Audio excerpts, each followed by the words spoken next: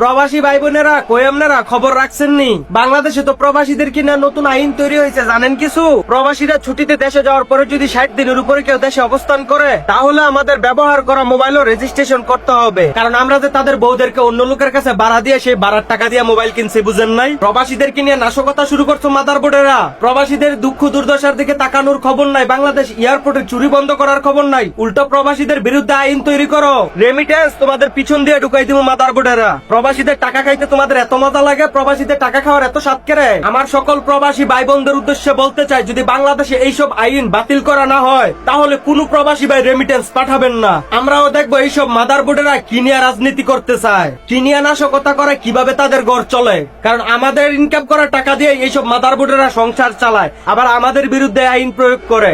Remittance বন্ধ করার সময় এসে গেছে ভাই।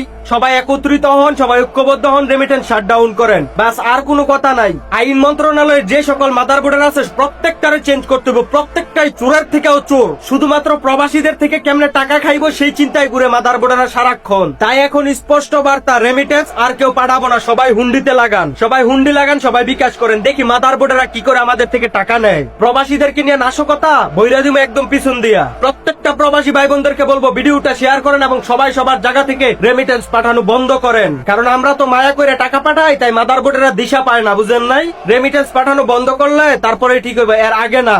তাই প্রত্যেকটা প্রবাসীকে আবারও বলি, রেমিটেন্স শাটডাউনের ডাক দেন। সবাই সবাই ঐক্যবদ্ধ হন। বহুত দেখছি, আর না ভাই, আর সহ্য হইব না। তারা কি আমাদেরকে প্রবাসীদের কি খেলনা পাইছে যে যেমনি ইচ্ছা তেমনি খেলবো আমাদেরকে নিয়ে? সবশেষে আরেকটা কথা বলে দেই, বাংলাদেশের আইন মন্ত্রণালয়ের উপদেষ্টা আসিফ নজরুল, সে হচ্ছে সব থেকে বড় মাদারবোর্ড। তার বিরুদ্ধে সবাই প্রতিবাদ গড়ে তুলুন। এই মাদারবোর্ডের কারণে প্রবাসীদেরকে কোনো সেবা দেওয়া হয় না, উল্টা প্রবাসীদের বিরুদ্ধে আইন প্রয়োগ করা হয়।